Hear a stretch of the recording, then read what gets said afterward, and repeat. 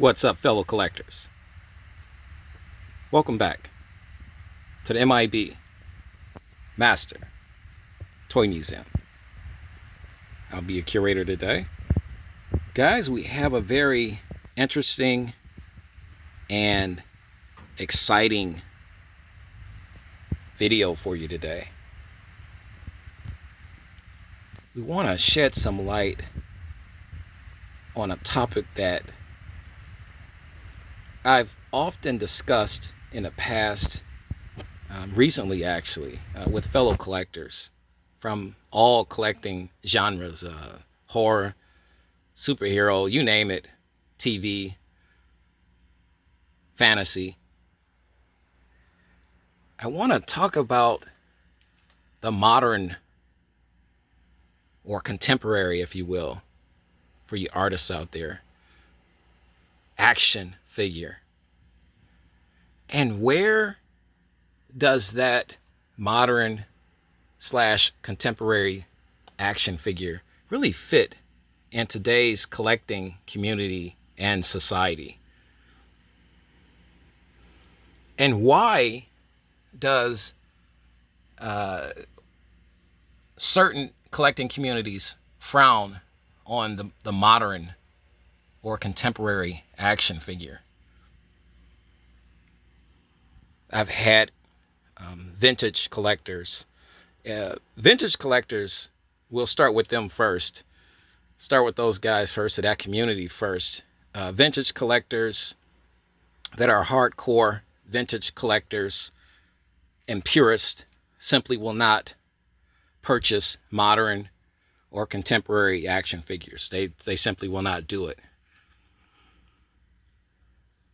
Modern figures are, and just for the sake of this video, we don't want to get too technical, but for the sake of this video, we'll say anything from 1990 up until present day, where we're at 2019, it's really considered modern.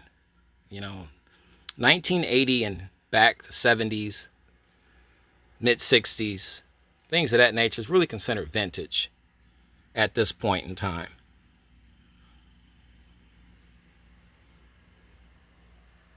But we want to cover why vintage collectors really frown on modern action figures. I mean, I guess I can kind of understand to a certain degree. I'm a museum curator, so I collect everything vintage, modern. I don't have a lot of vintage, and that's primarily because I can't find it in absolute C10 museum condition.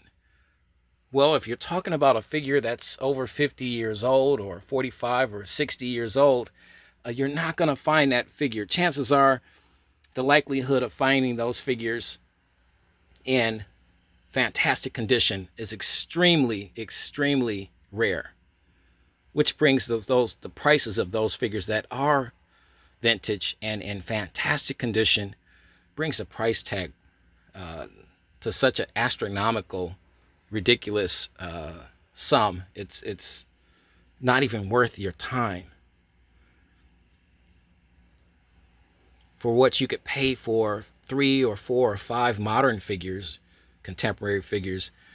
That's pretty much what you could only pay for with one vintage figure. That's the difference right there. Very expensive.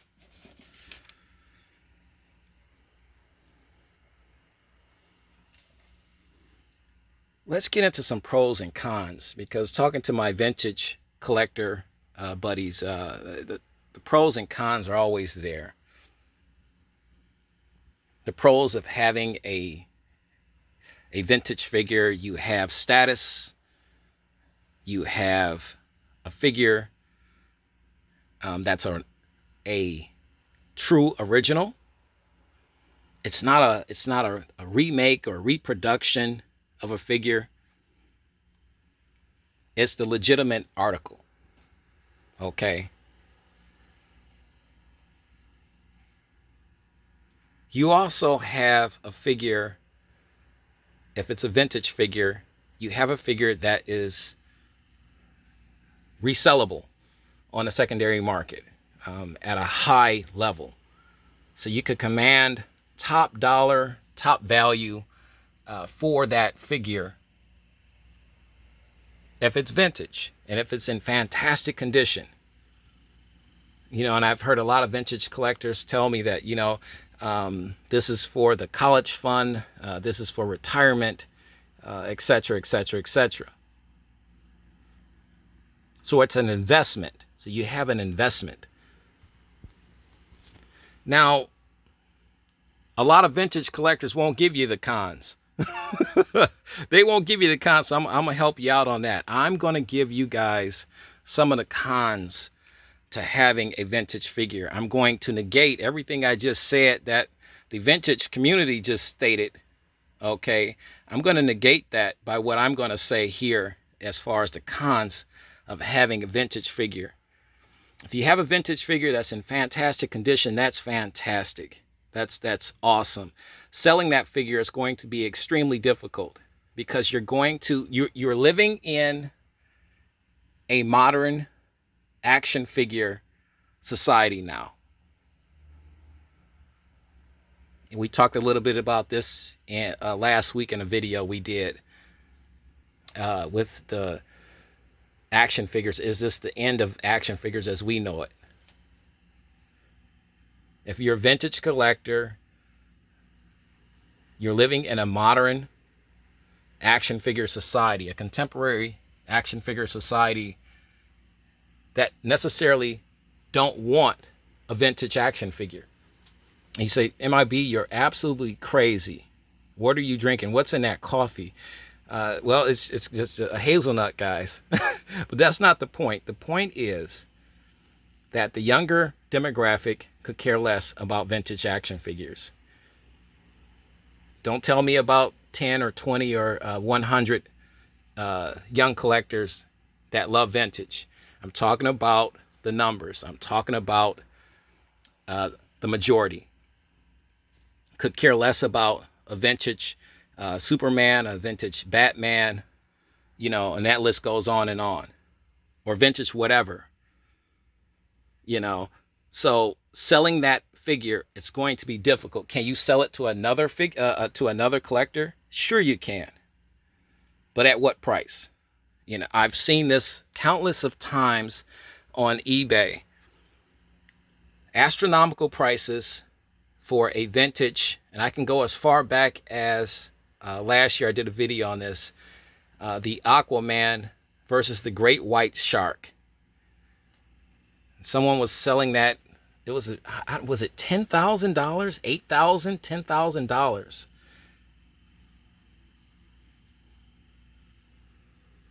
And it was in horrible condition. It was in horrible condition, but it was a vintage figure. Is it rare? Yes. Did it garner a lot of people wanting to buy it? No. Now, to this day, I'm curious to know. I should go back and check eBay right now. It's probably still on there.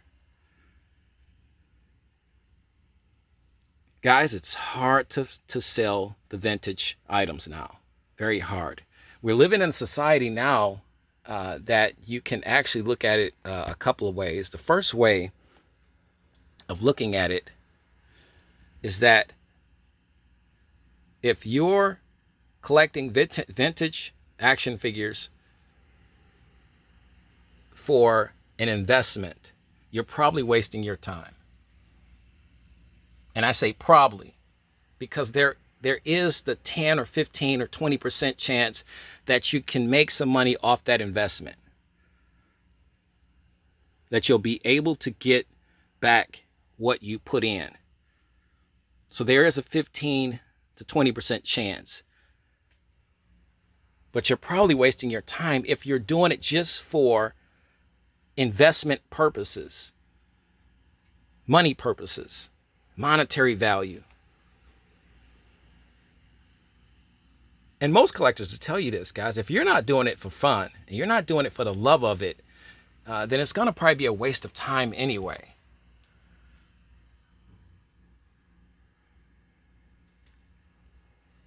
It's all about having fun with your collection, buying what you like. Those are some of the cons. Guys, this is not me taking shots at vintage collectors. This is not me taking shots at the vintage action figure. This is me really laying it all out just so you can see it. Guys, if we don't talk about it, somebody's going to talk about it. You know, the biggest question I get asked when people see my collection, they look around and they say, do you have any vintage figures? And I said, yes, I have a few. And they said, why only collect a few? I said, because I can't find many that are in the condition that I want them in. So because I'm a museum, I want that collectible to be near mint, just about mint, sealed on its card or sealed inside of its box, untampered with. Then that's what I'm looking for. Once again, I'm a museum, so I'm preserving the historical factors of these action figures from these time periods.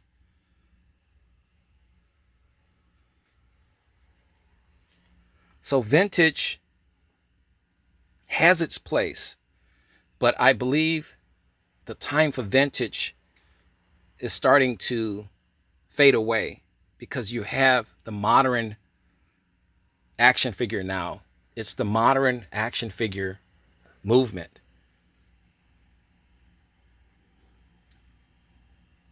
Better quality, better everything. Let's be honest. Vintage action figures, and let's look at our Mego action figures. Megos are made a lot better now than they were constructed 40 years ago. Now, that's not that's fact. You know, that's not fiction. The modern Mego figure is constructed and made better than the vintage figure. It's heavier, more durable,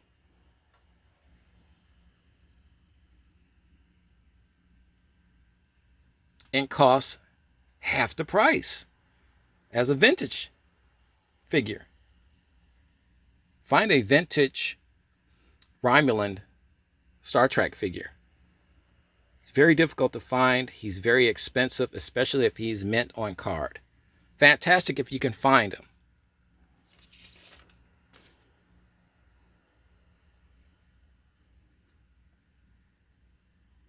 Guys, what are your opinions? We want to hear you today. We're here, we're relaxing in our museum. We're talking about the modern action figure movement, the pros and the cons, why the vintage collecting community is so against modern action figures. And we can talk a little bit about that.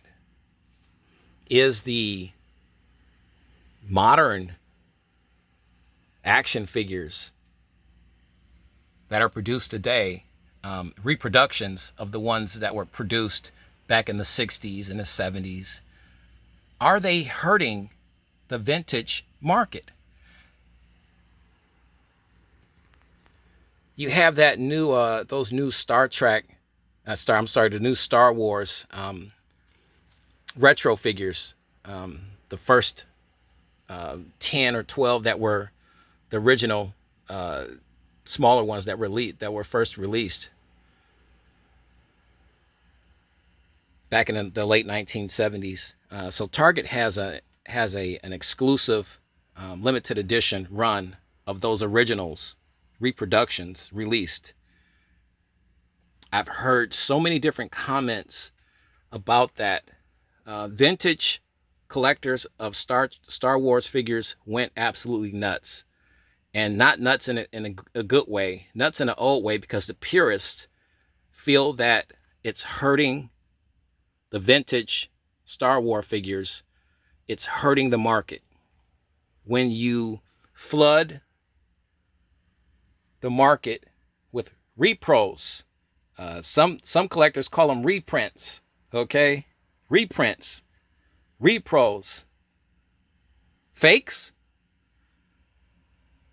So when you flood the market with brand new He-Man figures, how does that hurt Mattel's vintage 1981, 1982 He-Man figures? We want to hear that, guys. We want to know your thoughts on that. Let us know.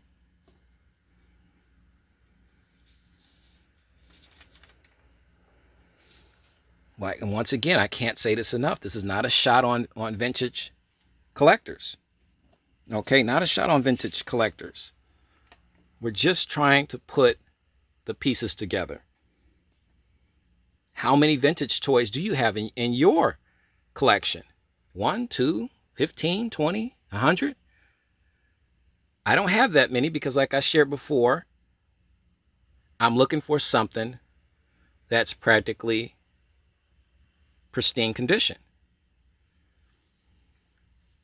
A lot of collectors feel good about having vintage figures in their collections, whether it's they're loose, you don't have all the pieces and all the parts, they'll still say, and that's fine. And listen, this is not a bad thing. That's a cool thing. You know, some collectors will tell you, we just want a part of history, which is fantastic. There's nothing wrong with that. But you'll have other collectors and purists that'll say, why even bother? If you can't get a Superman Mego figure that's mint on the card, that's in pristine condition, why even bother having a loose Superman in your Mego collection? What's the purpose? Hopefully the purpose is because as a kid or as a child, you had that Superman figure and you grew up with it and you just wanted to have it, whether it was on card, mint or not. That's the pure reason of being a collector. That's the cool reason. But when I see vintage collectors, especially vintage Mego collectors, and they'll say, well, I have this action figure. You're showing me a figure that's loose, that's missing his parts. And this is for the collectors that want to flaunt or put down modern collectors or collectors that don't have certain things in their collection. Brother, let me tell you, and this is for the vintage collectors that have that mentality.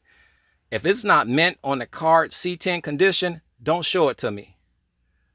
Don't show it to me. You're wasting your time. You're showing me an incomplete, beat up, loose, vintage figure. You're wasting my time. Don't even show that to me. You want to impress me? Come back with the complete collection of Mego figures, mint on card, C8, between C8, C10 condition. I'm impressed. Okay?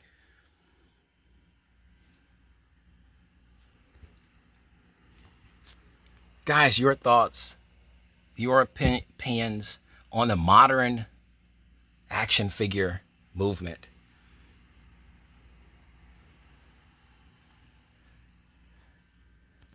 Is modern figures hurting the vintage market?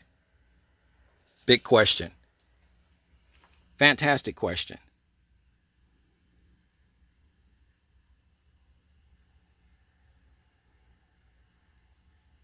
You know, you have these big name toy companies now, Mego, Sideshow Collectibles, Hot Toys.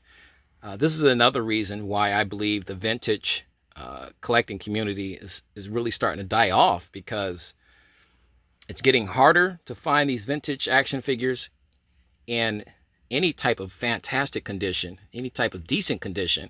But then when you come out with Sideshow Collectibles, albeit they're extremely expensive, but they have the, the fantastic detail, the sculpts, the outfits, 50 points of articulation, removable hands, 10 sets of hands, 3 sets of head sculpts that you can apply, that you can put on the action figure, weapons, accessories. The box art is beautiful. No one's thinking about vintage.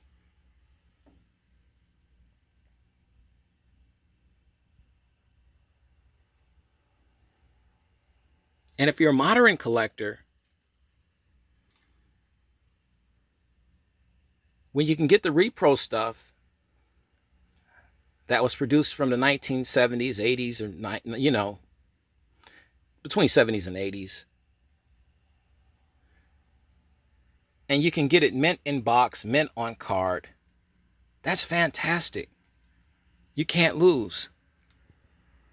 Your thoughts, guys, your opinions, the modern action figure movement. Is it starting to replace the vintage collectibles in your collection? Let me help you out, guys, with that question. I'll help you out with the answer. It's probably going to be yes. And that's quite simply because you can afford more modern action figures than you can vintage action figures. I went to a toy show about 3 or 4 years ago, and I saw a lot of vintage stuff. The unfortunate part about it was that 95% of the vintage stuff that I saw was loose. It was in bad condition. Could I have purchased some of those figures? Sure. But because of the M.I.B. mentality and illness that I suffer from, that wasn't going to happen. And some of the prices that was being thrown around for some of those vintage loose figures was obscene. It was absolutely absurd. I saw a loose Batman, Mego Batman figure. I think it was like 1978, the guy said, 1979. The cape was kind of what's the word I'm looking for? It was fraying. Yes, it was frayed on the edges. The head had some paint rubs on it. He was asking about $180 for this figure. He had his boots, he had his both gloves and everything.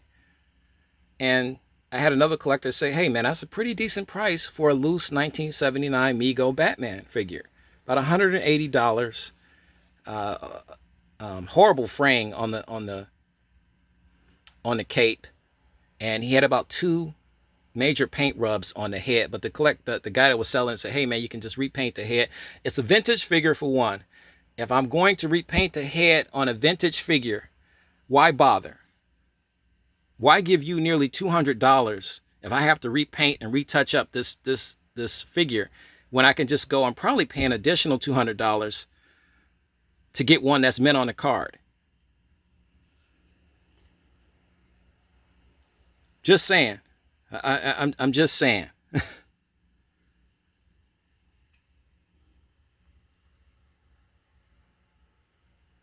So, vintage collectors that feel superior to other collectors, please stop that. Yeah, please stop it. Because if your vintage collection is 90% loose vintage action figures that are missing parts and pieces, stop it. Please, stop it. The modern action figure movement, has it taken over? Is it here to stay? Will we see a revival in the vintage market? These are all the things I would like you to kind of expound on for me and share thoughts, opinions on this topic of discussion today here at the museum. And write in the comment section right underneath this video.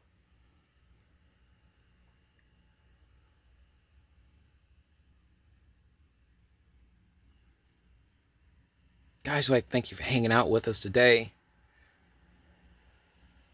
That's what we had today for you in this video. Anything at the time it's on my heart, it's been running around in my head, I'm going to take it and put it into video format for you, so we can kind of look at it together and address it together down here in the M.I.B. Master Toy Museum. You know the routine, guys. God bless and keep collecting.